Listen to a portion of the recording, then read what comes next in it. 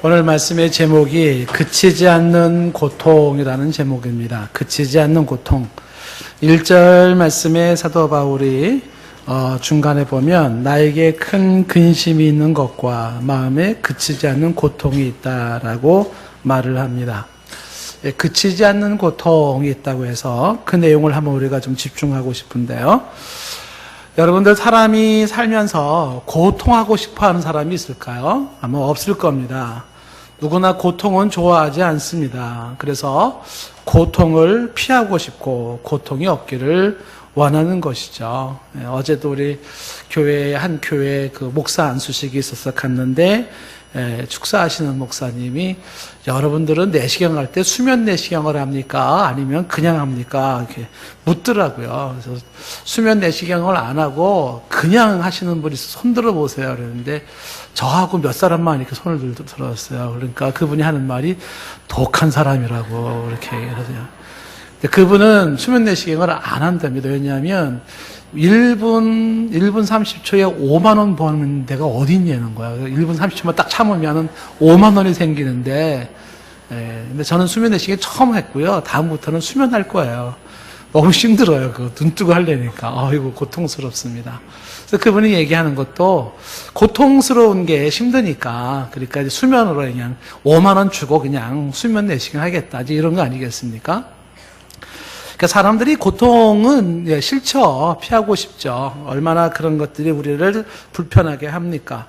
그래서 고통 없이 살고 싶고 또 고통을 피하고 싶은 게 사람의 모습이에요. 그런데 살면서 가만히 보면 필요한 고통도 있습니다. 사람이 고통을 해야 돼요. 하는 게 정상이고 안 하는 게 비정상이고, 고통해야 건강한 거고 고통이 없으면 그것이 건강하지 않은 것일 수 있습니다.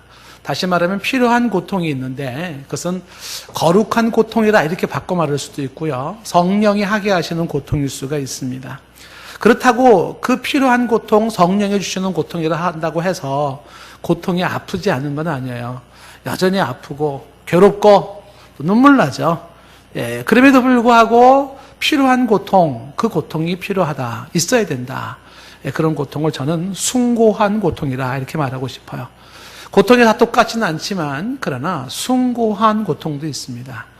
오늘 이제 성경에서 지금 얘기하고 있는 사도 바울의 이야기가 지금 1절에서 말하고 있는 나에게 큰 근심과 마음에 그치지 않는 고통은 숭고한 고통이에요. 거룩한 고통입니다. 정말 멋진 아주 그런 고통일 수 있습니다. 자, 어떤 내용인지 한번 좀 들여다보면은요, 1절에 지금 이렇게 시작됐죠. 내가 그리스도 안에서라고 시작해요. 그러니까 사도 바울이 즐겨 쓰는 표현이 뭐냐면 그리스도 안에서라는 표현입니다.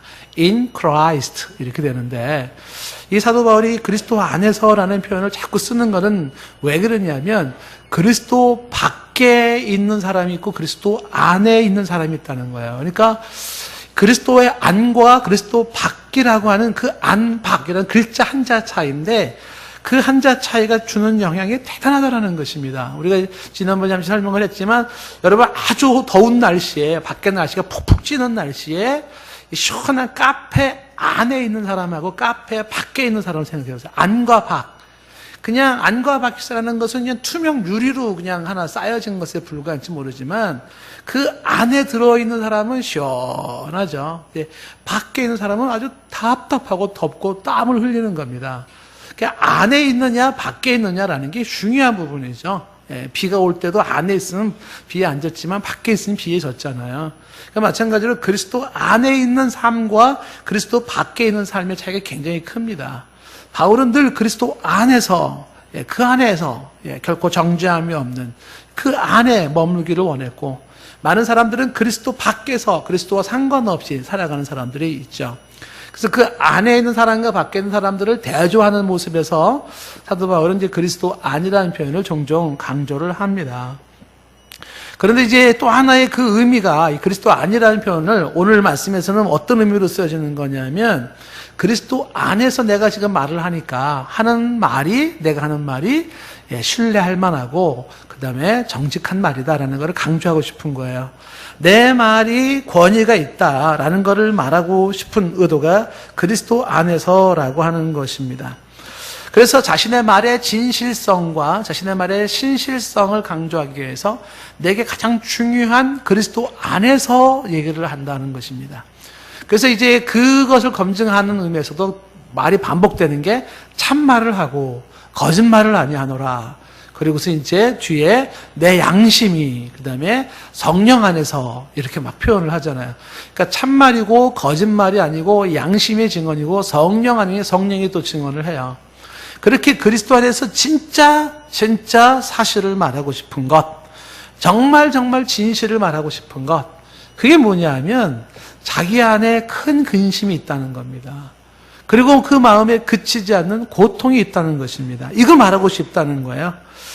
내 안에 큰 근심이 있고 그 다음에 내 안에 그치지 않는 고통이 있다. 이 근심이라고 하는 이 말은 내적인 번민과 슬픔이에요. 그러니까 내적인 내 안에 그 번민이 있고 슬픔이 있어요. 비애라고 하죠. 비애. 그 슬픔이 있습니다. 내적인. 그 다음에 고통, 그치지 않는 고통이라고 하는 그 고통은 그 슬픔에서 오는 아픔이에요. 슬픔에서 오는 아픔. 그런데 그 근심이 그냥 근심이 아니라 큰 근심이에요. 작은 근심이 아니에요. 너무 가슴이 아주 확 누리고 온 삶을 누르는 큰 근심이고, 그 다음에 그 고통이 그냥 고통이 아니라 그치지 않는 고통이에요. 끊어지지 않는 고통입니다.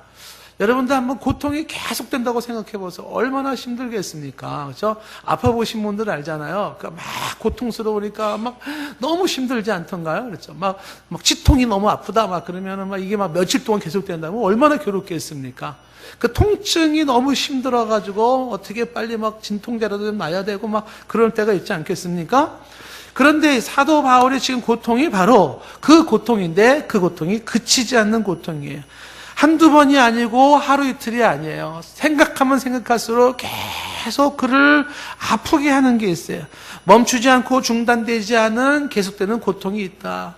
이건 정말 그리스도에서 진짜 내가 말하는 건데, 내가 정말 사실을 말하는 건데 라고 말하면서 이야기를 하는 것입니다. 자, 사도 바울이 지금 이 9장 1절에서 말하고 있는 그에게 큰 근심은 뭘까요? 그치지 않는 그의 고통은 뭘까요? 여러분들에게 인생의 큰 근심은 뭡니까? 여러분들에게 있어서 가장 마음에 그치지 않는 고통은 도대체 뭡니까? 뭐 때문에 그런 거예요? 여러 가지 이유가 있겠죠. 근데 사도 바울이 뭐 때문에 이렇게 큰 근심과 그 마음에 그치지 않는 고통을 가졌을까요? 그것이 바로 이어지는 3절에 나와 있는 것입니다. 자, 1절과 2절은 붙어 있는 것이고요. 3절에 보면 3절에 이제 왜냐하면 이라는 말이 빠져 있습니다. 왜냐하면 내가 왜 이렇게 큰 근심과 마음에 그치지 않는 고통을 가졌냐 하면, 왜냐하면 나의 형제, 곧 골육 친척을 위해서라는 건 나의 형제, 곧 골육 친척, 그들 때문에 주어지는 거예요. 내 가족, 내 형제, 내 골육, 내 친척, 그들로 인해서 주어지는 큰 근심이고 마음에 그치지 않는 고통입니다. 대체 그 형제의 골육 친척이 대체 어떻길래 그랬을까? 구체적인 내용은 언급은 안 돼 있는데 뒷얘기는 이렇게 되어 있어요. 그들을 위해서라면 내 자신이 저주를 받아 그리스도에게서 끊어질지라도 원하는 바로라 라고 얘기를 합니다. 대단하네요. 대체 그 형제의 골육 친척의 무엇을 위해서 바울은 자기가 저주라도 받았으면 좋겠고 자기가 그리스도에게서 끊어질 수만 있어서도 그렇게 했으면 좋겠다라고 생각을 합니다. 그 형제의 골육 친척의 무엇을 위해서냐면 바로 그들의 구원을 위해서예요. 이들의 구원을 받을 수만 있다 그러면 자신이 저주를 받을 만도 하고 그리스도에게서 끊어질 수도 있겠다라고 생각을 하는 것입니다. 이 9장 3절 말씀에서 일단 9장 3절 말씀에서 제가 간단히 일단은 짚고 넘어가고 싶은 게 뭐냐면 3절 끝에 보면은 원하는 바로라 이렇게 되어 있어요. 원하는 바로라 I could wish 이렇게 되어 있는데 원하는 바라라고 하는 이 말에 보면은 이게 사도 바울이 알고 있어요. 원하는 바라라는 이 말의 의미는 그렇게 자기가 바라고 있지만 안 된다는 걸 알아요. 사도 바울도. 예, 이 형제 골육 친척 구원이 안 돼요. 그거를 본인이 압니다. 알지만 바라고 소원해요. 불가능한 소원, 가능성이 없는 바람을 지금 바울은 이야기를 사실은 하고 있는 건데 그 사도 바울이에요. 그게 왜 이 사람들은 안 되냐면 이제 그 이야기가 뒤에 이제 다음 주에 우리가 볼 내용이 나오는 것이고요. 근데 어쨌든 지금 현실점에서 사도 바울에게는 가슴에 지금 탁 막힌 아픔이 있어요. 근심과 고통이 있는데 그게 형제 골육 친척의 구원 문제입니다. 이 구원 문제가 얼마나 심각했는지 자신이 저주를 받아 그리스도에 끊어질지라도 라고 표현을 합니다. 이 표현은 뭘 말해주는 겁니까? 바울이 동족을 사랑하는 마음이 어떠한지를 말해주는 겁니다. 사랑의 극치예요. 사랑의 극치. 여러분 자신이 저주를 받아서라도 누군가를 구원하고 싶은 사람이 있습니까? 내가 그리스도에게 끊어지는 한이 있더라도 누군가를 위하는 마음이 있습니까? 그렇다면 그건 사랑의 극치입니다. 예. 내가 죽어도 좋다라는 마음으로 누군가를 위한다면 그건 사랑의 극치죠. 정점입니다. 정점. 그 민족, 동족을 향한 사도 바울의 마음이 어떠했는지를 그대로 보여주어 주고 있는 것입니다. 이런 모습이 구약에 유사한 표현이 하나 나온 게 있죠. 모세입니다. 모세가 이스라엘 백성들이 이끌어 나갈 때 이스라엘 백성들이 아주 우상 숭배를 합니다. 그때 하나님께서 이스라엘 백성들을 쓸어버리고 벌을 내리지 않습니까? 그때 모세가 이렇게 하나님 앞에 기도하죠. 출애굽기 32장 31절 말씀 보면 모세가 여호와께로 다시 나아가 여짜오되 슬퍼도소이다. 모세도 슬펐어요. 그러면서 이 백성이 자기들을 위하여 금신을 만들어 싸우니 큰 죄를 범하였나이다. 이게 슬픔이에요. 모세의 슬픔은 뭐냐면 백성들이 금신을 만들어 죄를 범하는 거죠.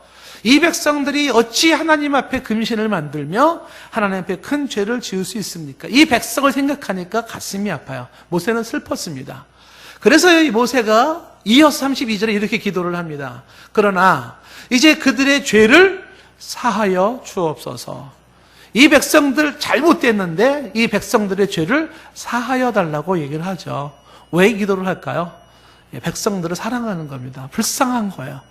그러면서 어느 정도까지 얘기를 하냐면 사하여 주옵소서. 그렇지 아니하시오면 사해 주지 않을 것 같으면 원하건대 주께서 기록하신 책에서 내 이름을 지워버려 주옵소서. 하나님의 생명책에서 내 이름을 지워달라고 얘기를 하는 거죠. 여러분 이 모세의 마음이 느껴집니까? 어느 정도로 백성을 사랑했는지 이해가 됩니까? 이 백성들 큰 죄를 지었습니다. 마음이 슬픕니다. 그런데 이 백성 죄를 좀 사해 주십시오. 사해 줄 수 없다면 차라리 저를 책에서 이름을 지워 주십시오. 어떻게 이들이 하나님 앞에서 큰 죄를 짓고 하나님의 심판을 받고 형벌을 받는데 나는 살겠습니까? 백성들을 향한 모세의 그 애절한 모습, 바로 이것은 사도 바울이 좀 전에 보였던 모습이고 이것은 예수 그리스도의 또한 모습이기도 한 것입니다. 여러분 3절 말씀에서나 그래 모세에서의 이야기나 보면은요 그 동족 혈육을 위한 민족을 향한 정말 간절한 사랑을 가지고 있잖아요.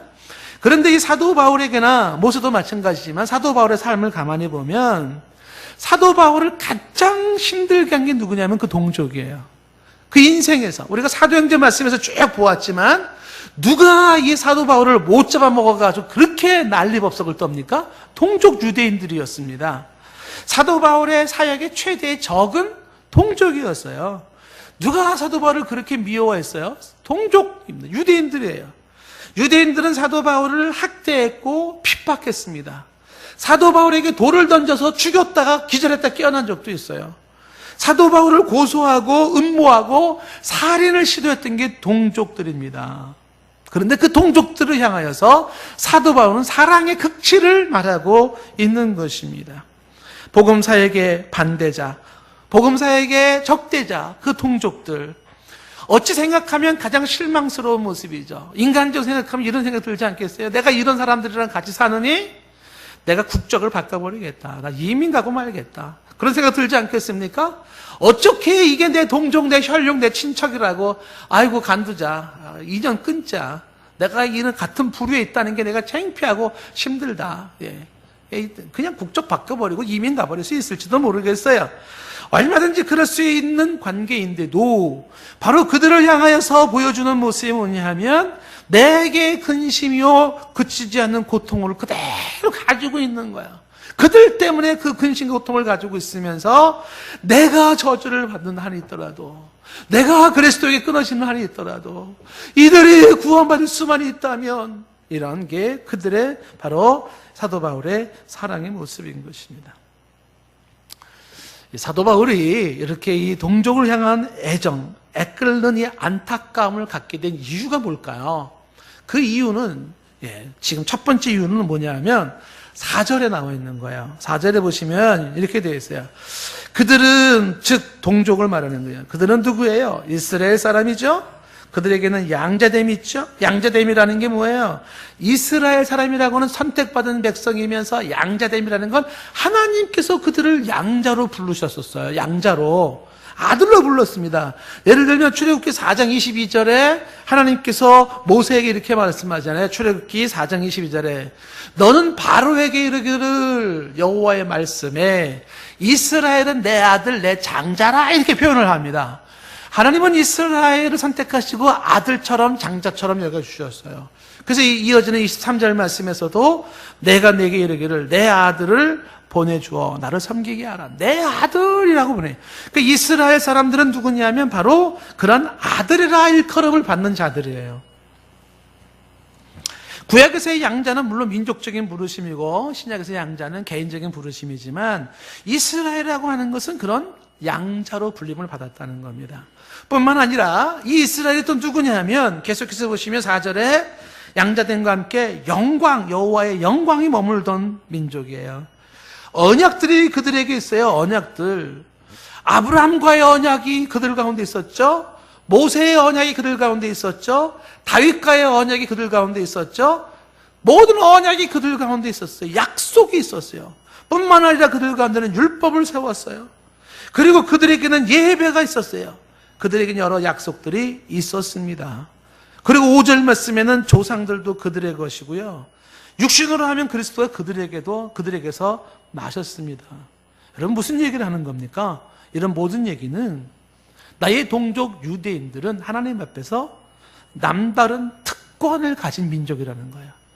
유난히 하나님의 사랑을 받았고 유난히 하나님의 은혜를 입었고 유난히 하나님께서 기회를 주었던 특권을 가진 나의 동족, 나의 형제들이라는 겁니다. 그런데 그러한 동족이 구원에서 제외되다니 이거죠. 그런 놀라운 혜택을 갖고 있으면서 특권을 가졌으면서도 구원에서 제외되다니 안타까움의 이유가 여기 있는 거죠. 이런 좋은 조건 속에 이런 좋은 환경 속에 이런 좋은 기회를 주었음에도 불구하고 이런 혜택을 주었음에도 불구하고 구원을 발로 차다니 이게 더 안타깝게 만드는 요인이 되는 것이 혜택을 발로 차고 있는 그들의 모습이에요. 사도 바울이 종종 얘기할 때 먼저는 유대인에게요 또한 헬라인에게라 이런 표현이 종종 나오잖아요. 구원을 이야기한다면 먼저는 유대인에게요. 그 다음에 이방 사람입니다. 이건 바꿔 얘기하면 하나님이 심판한다 그러면 먼저는 유대인이 되는 거죠. 그 유대인이라는 이 민족은 하나님 앞에 특별히 선택받은 백성으로서 우선권이 있어요. 우선권이. 그런데 그런 혜택을 가진 자들이 구원에서 떨어져 나가고 구원에서 멀어진다는 것입니다. 여러분 이 사도 바울의 이야기를 잘 들어보시면요 사도 바울이 정말 기가 막히는 거예요. 왜 기가 막히냐면 보세요. 이 백성들이 누구라고요? 이스라엘 사람이에요. 양자라 일컬어졌어요. 영광이 있었던 자들이에요. 언약이 있었어요. 율법을 여기서 세웠어요. 예배가 있었습니다. 약속이 있었습니다. 그리고 조상들이 그들의 조상이죠. 그리스도도 육체적 혈통으로는 그들의 혈통에서 태어났죠. 남들이 부러워하는 거 다 가지고 있는데 가장 중요한 예수 그리스도가 없어요. 비참한 거예요. 여러분 이게 지금 우리한테는 와닿지 않을지 모르지만 이렇게 생각할 수 있습니다. 아, 우리가 3대째 모태신앙이고 우리 집안에 누가 목사 장로가 있고 내가 뭐 어려서부터 어떻게 됐고 교회에서 무슨 직분을 받았고 이런 혜택 저런 많은 거 나에게는 이런 은혜 이런 혜택 이런 좋은 점들이 많이 있어요. 남들이 봤을 때는 와 부럽다 나도 저런 집안에서 태어났으면 할 만큼 모든 걸 다 갖고 있다 하는데 정작 그 본인에게 예수 그리스도가 없어요. 구원에서 빠져버렸어요. 이거를 지켜보는 사도 바울은 안타까운 거야, 안타까운 거야. 어찌 그 좋은 환경 속에서, 어찌 그 좋은 혜택 속에서, 어찌 그 좋은 관계 속에서 구원에 빠져버리냐 이거야. 어찌 그리스도에게서 빠져나갈 수가 있는가. 아깝기도 하고 안타깝기도 한 것이 사도 바울의 모습이에요. 여러분 한번 이렇게 생각을 한번 해보세요. 4살 5살 먹은 아들내미가 조르는 거야. 3벌 자전거 사달라고 조르는 겁니다. 그 엄마 아빠가 보니까 3벌 자전거를 살 만큼 여력이 없어요.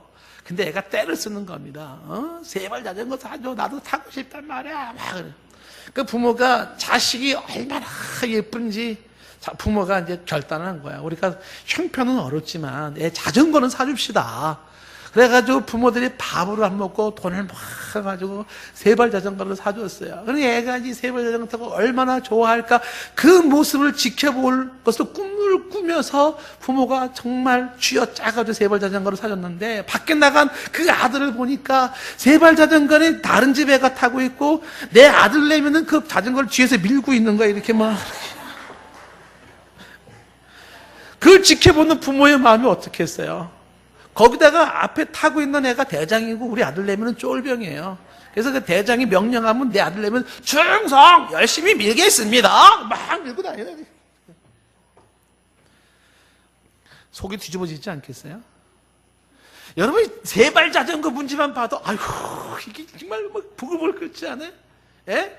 애가 밥을 안 먹고 입맛이 없다 그래가지고 그냥 돈을 들여서 장성가 밥상을 차려놨어요. 그랬더니 애 친구가 와가지고 맛있다고 다 먹고 애는 물 떠다주고 너 더 먹어, 너 더 먹고 이러고 있는 거야. 부모가 마음이 어떻겠어요? 이게 사도 바울의 마음이 그런 모습이죠. 야, 그런 좋은 혜택을 가지고, 그런 특혜를 가지고, 어떻게 너희들이 그 구원의 반열 속에서 떨어져 나갈 수가 있냐? 안타깝기 짝이 없는 것입니다. 이 9장 5절 말씀에 안타까움 속에서 9장 5절 중간쯤 이런 얘기가 나오잖아요. 그리스도가 그들에게서 나셨으니 그는 만물 위에 계셔서 세세의 찬양을 받으실 하나님이시라 라고 말하잖아요. 예수님은 육신으로 태어났지만 그분은 하나님이시라 라고 말씀하시고 계시잖아요. 바로 이 예수 그리스도, 그분이 필요하다라고 하는 것입니다. 여러분 오늘 이 이야기 속에서 우리는 초점을 이렇게 보는 거죠. 사도 바울이 왜 이렇게 안타까웠나? 그것은 나의 동족, 나의 형제들이 이런 좋은 혜택을 가지고 있으면서도 그 혜택 속에서도 구원받지 못한 것이 안타깝지만, 더욱 안타까웠던 것은, 더욱 가슴이 저릴 만큼 안타까웠던 것은 구원의 소중함이에요. 사도 바울은 알아요. 이 구원이 얼마나 중요한 문제인지 알아요. 그러기에 그는 이것이 그렇게 안타까웠다는 것입니다. 예수 그리스도를 통한 구원이라고 하는 것이 있어도 좋고 없어도 좋은 그런 게 아니에요. 이것은 그 생명, 그 영혼의 영원을 결정하는 문제예요. 구원의 문제는 살아생전의 80년, 100년의 인생의 문제가 아니에요. 그 정도 문제가 아니에요. 영원한 문제를 결정하는 게 구원의 문제예요. 생각을 하면 할수록 영원히 하나님 앞에 버림받은 내 형제, 내 동족을 생각하니, 영원히 하나님 앞에 심판받고 하나님의 진노를 받아 영원히 지옥에 있을 백성을 생각하니 가슴이 무너지는 거죠. 안타까울 수밖에 없는 거예요. 내가 알고 있는 내 형제가, 내 동족이, 내 골육 친척이, 내 백성이 그런 영원한 심판과 고통을 생각하니까 괴로운 것입니다. 오늘 우리는 이 사도 바울의 이 모습 속에서 우리는 도전받고 싶은 거죠. 사도 바울은 민족을 사랑했던 애국자였구나, 이 정도가 아니에요. 그거보다도 사도 바울은 그 백성들의 구원받지 못한 영혼에 대한 안타까움이 있다는 것을 도전받고 싶은 거예요. 여러분 주변에 내 혈육, 내 친척, 내 형제, 내 민족, 그 영혼이 구원받지 못한 것 때문에 갖는 슬픔이 있습니까? 구원받지 못한 그 영혼들 때문에 내가 누리는 근심과 지속적으로 계속 생기는 그 고통을 안고 있습니까? 우리에게 이런 슬픔이 있는지, 우리에게 이런 비애가 있는지, 이것은요, 필요한 고통이에요. 있어야만 돼요. 없는 게 이상한 거예요. 만약에 그것이 없다면 우리는 기도해야 돼요. 하나님, 고통 주세요, 고통. 근심 좀 주세요. 그치지 않는 고통 좀 주세요라고 차라리 기도까지 해야 돼요. 왜냐하면 그게 있는 게 정상이에요. 내 주변에 죽은 영혼들이 있는데, 이 민족들의 이런 아픔들, 이런 상황이 있는데도 불구하고 아파할 줄 모르고 그것 때문에 고통할 줄 모른다면 정말 구원을 아는 사람인지 하나님의 심판을 아는 사람인지 되돌아봐야 되기 때문에 그렇습니다. 가슴이 아려오는 아픔, 그 고통, 슬픔이 요구되어지는 거지. 그것은, 그 슬픔, 고통은 없어도 되는, 상관이 없는 것은 아니에요. 내 주변에 죽은 영혼들, 그들이 불쌍해서 마구마구 흘리는 뜨거운 눈물이 있어줘야 한다는 사실입니다. 그 눈물이 필요하다는 거예요. 방탕했던 어거스틴을 향한 어머니의 눈물의 기도는 우리가 잘 압니다. 아들내미 하나를 위해서 그 엄마가 얼마나 울었는지 모릅니다. 어거스틴의 참회록 3권 11장에 가면 어거스틴이 자신의 어머니를 이렇게 묘사하며 그려놓습니다. 회개하고 돌아온 어거스틴의 이야기예요. 내가 참회하며 흘렸던 눈물보다 어머니가 나를 위하여 흘렸던 눈물이 더 많았을 것입니다. 오 지극히 높으신 곳에 계신 하나님이여, 나를 위하여 펼쳐주신 당신의 손은 이 깊은 흑암에서 나를 건져주셨습니다. 이는 나의 어머니가 무릎을 꿇고 눈물로 당신께 기도드린 까닭입니다. 나의 어머니는 보통 어머니들이 죽은 자식을 위하여 웃는 것보다도 나를 위하여 더 울어야 했습니다. 이는 나의 어머니께서 나의 영적 죽음을 보았기 때문입니다. 어머니께서 늘 기도하시던 곳은 눈물로 바닥이 마를 날이 없었습니다. 하나님은 자식을 위하여 흘린 눈물의 기도를 들어주셨고 그 눈물을 멸시하지 아니하셨습니다. 오 선하신 주님이시오, 오 전능하신 하나님이시오. 이게 어거스틴의 고백이에요. 어머니께서 기도하던 곳은 눈물로 그 바닥이 마를 날이 없었습니다. 그래서 나온 말이, 눈물의 기도로 자란 자녀는 망하지 않는다는 말이 그때 나오는 말들이에요. 여러분, 이 모니카의 모습이 바로 좀 전에 보았던 사도 바울의 모습이고 모세의 마음이에요. 여러분, 이 마음이 예수님의 마음인 것은 예수님도 동일해요. 예수님도 그런 슬픔, 그런 고통, 그런 큰 근심을 갖고 계셨어요. 마태복음 9장 36절 말씀에 예수님께서 이렇게 표현하잖아요. 무리를 보시고 불쌍히 여기시니 이는 그들의 목자 없는 양과 같이 고생하며 기진함이라. 그들을 보실 때 불쌍히 여겼다라고 하는 것은 깊은 연민을 가졌다는 것이에요. 연민, 컴패션. 너무너무 안쓰러웠어요. 이 백성들의 목자 없는 양과 같이 나는 모습이 안쓰러워요. 저는 예수 그리스도의 이 불쌍히 여기는 마음, 연민이 조금은 날 것 같아요. 여러분 한번 이렇게 한번 생각을 해보실까요? 어떤 한 사람이 있는데 이 사람의 몸이 썩어져 가고 있는 거, 온몸이 썩어가요. 그 진물이 나기 시작하고 온몸이 썩어져 가서 냄새가 나기 시작하는 사람이 있어요. 그런데 이 사람은 자신의 썩어져가는 그 몸에 그 모습을 감추려고 애를 쓰고 있어요. 화려한 화장으로 막 자기를 꾸미면서 예쁜 척하고 있어요. 자기 몸이 썩어져가고 냄새가 나고 있는데, 구더기가 쓸고 있는데 몸에 문신을 새기며 남자다움을 자랑하고 씩씩하고 용감한 척하고 있어요. 온몸이 썩어져가고 있는데 하하호 웃으면서 행복한 척하고 있어요. 멋있는 척하고 있어요. 잘난 척하고 있어요. 만약 이런 사람 보면 여러분 어떤 생각이 들겠어요? 이게 현대인들 아니에요? 이게 영혼이 죽은 현대인들의 모습 아니에요? 뭐가 잘났다고, 뭐가 예쁘다고, 그 영혼이 지금 썩어져서 지금 그렇게 뭉들어지고 있는데, 하나님의 심판과 저주가 앞에 오고 있는데 뭐가 잘났다고. 어제 서울시청 앞에서 퀴어 축제라는 거 있잖아요. 서울시가 매번 허용하고 있잖아요. 인권위원이라고 뽑아놓은 사람들을 적극 지지하고 하고 있지 않았습니까? 정부가 지원하고 있지 않아요? 정의당 국회의원까지 나와가지고 뭐라고 얘기해요? 반드시 우리 대한민국의 동성애 합법결을 해내겠습니다! 약속하잖아요? 이 동성애라고 하는 것을 지지하는 사람과 반대하는 사람의 결정적인 차이는 뭐냐면 동성애가 죄냐 죄가 아니냐 이 차이예요. 사람들은 그게 죄가 아니라고 보는 거예요. 그런데 크리스천들은 최소한 성경을 근거로 그건 죄예요, 죄. 그 죄는 하나님이 혐오스러워하는 죄예요. 그리고 그 죄가 만연했을 때 성경을 보면 그때가 마지막 심판 때였어요. 만약에 성경적 가치관을 가진 사람이라면 이런 죄악 속에 심판을 앞두고 있는 영원히 썩어져 있는 자들이 엉덩이 내놓고 가슴팍 내놓고 남자가 남자끼리 키스하고 여자가 여자끼리 키스할 때 지금 우리에게 진짜 필요한 것은 그렇게 하하호호 웃으면서 그렇게 지낼 모습이 아니라는 것입니다. 그래서 그런 동성애라고 하는 것이 잘못된 것이라고 판단이 되는 우리 입장에서는 그들을 바라보면서 사실 어떤 마음을 가져야 되겠습니까? 그 영혼이 불쌍해져야 돼요. 그들의 영혼에 대한 연민을 가져야 한다는 것입니다. 이것이 우리에게 필요한 모습이라는 것이죠.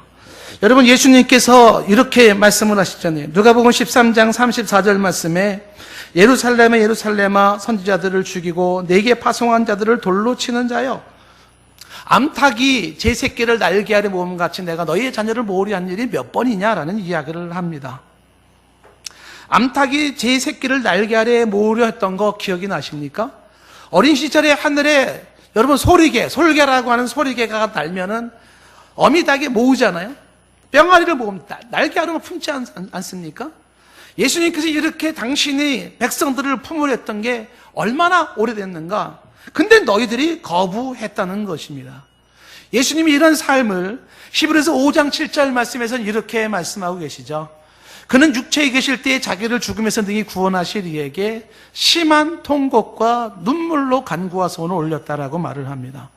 심한 통곡과 눈물이 예수 그리스도의 삶이었습니다. 바로 연민이죠. 그 연민에서 나오는 그 통곡과 눈물이 그의 눈에 마를 날이 없었던 것입니다. 자, 스데반도 한번 생각을 해보겠습니다. 여러분 사도행전 7장에 보시면 스데반이 죽는 모습이 나오지 않습니까? 7장 60절 말씀에 보면 60절에 스데반이 자신을 향해 돌을 치는 사람을 향해서 이렇게 기도합니다. 주여 이 죄를 그들에게 돌리지 마옵소서라고 말을 합니다. 내게 돌 던지는 사람이 화가 나고 분노가 생긴다. 아, 난 너 너무 싫다. 내가 그냥 안 두겠다. 복수하겠다. 그런 게 아니죠. 그 죄를 이들에게 돌리지 말라는 것은 그들을 불쌍히 여기는 거예요. 연민입니다. 바로 이것이 아버지의 마음이고 이것이 그리스도의 마음이고 그 마음을 사도 바울이 가지고 있었고 그 마음이 모세가 가지고 있고 그 마음을 모니카가 가지고 있고 스데반이 가지고 있었던 것입니다. 오늘 말씀에서 이거를 도전받고 싶은 거예요. 우리 속에 이 마음이 있는가? 죽은 영혼에 대한 불쌍히 여기는 마음, 큰 근심으로 그리고 내게 그치지 않는 고통으로 와닿는 이것이 있는가 하는 것입니다. 여러분, 이번에 종교개혁시 순례를 위해서 에딘버러 스코틀랜드를 갔어요. 존 낙스 교회를 갔었습니다. 이 존 낙스라고 하는 이 사람이 보세요. 당시 피해 여왕이라는 메리 여왕의 공격 속에 크리스천들 개신교가 죽어나가요. 개신교 죽은 순교자 터도 있습니다. 그때 이 존 낙스라는 사람이 그 피해 여왕과 영적 전투를 벌이면서 극단적인 기도를 드립니다. 무슨 기도를 드리냐면, 오 하나님, 스코틀랜드를 내게 주시옵소서, 아니면 제 목숨을 거두어 가소서라는 게 존 낙스의 기도예요. 이런 목숨을 건 그의 모습이 바로 스코틀랜드의 부흥을 이루고 장로교라고 하는 교단을 세우는 역할을 하게 되는 것입니다. CCC에서 한 여대생이 오랜 기간을 기도하고 3일 금식한 후에 친구를 초청해서 집회에 참석을 했어요. 복음에 대한 설명을 듣고 소개를 하는데 친구가 그 복음을 전혀 받아들이지를 않습니다. 끝내 복음을 거부하는 거예요. 그때 이 여대생이 그 친구를 보면서 주체하지 못하고 우는 겁니다. 내가 너의 구원을 위해서 얼마나 간절히 기도하며 얼마나 애태미 기다렸는 줄 아니? 여러분, 이 마음이죠. 이 마음. 우리 속에 영혼에 대한 고통이 있는지를 묻고 싶은 겁니다. 내 주변에 죽은 영혼들이 너무 불쌍해서 엉엉 울어본 적이 언제인가요? 영혼들을 바라보면서 저 영혼은 구원받았을까? 저 영혼은 유리하고 방황하고 있는 건 아닌가? 여러분, 이런 것에 대한 안타까움이 우리 속에 있느냐 하는 것을 생각해 보고 싶은 거예요. 내 마음속에 큰 근심이 있습니까? 내 동족, 내 형제, 내 친척, 내 민족들, 이들 구원받지 못한 이들 때문에 내 마음에 아픔이 있는가? 그들 때문에 흘릴 수 있는 눈물이 있는가? 이거예요. 저는 이 부분을 도전받고 싶은 것입니다. 저는 오늘 설교를 마무리 지으면서 28살에 투르크메니스탄 한국 최초의 선교사로 나갔다가 28세에 죽은 고 손병수 선교사의 동영상을 좀 함께 좀 나누고 싶어요. 이분의 죽음을 추모하며 만든 동영상인데 한번 보십시다.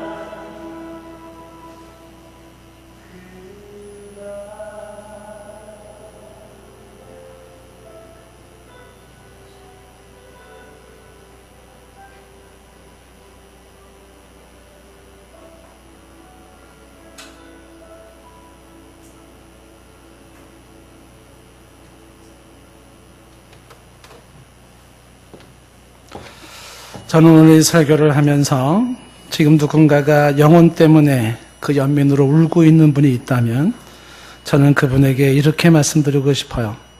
애통하는 자는 복이 있나니. 그리고 그 눈물이 없는 자가 있다면 주여 내게도 그 눈물을 주시옵소서. 그렇게 기도했으면 좋겠습니다.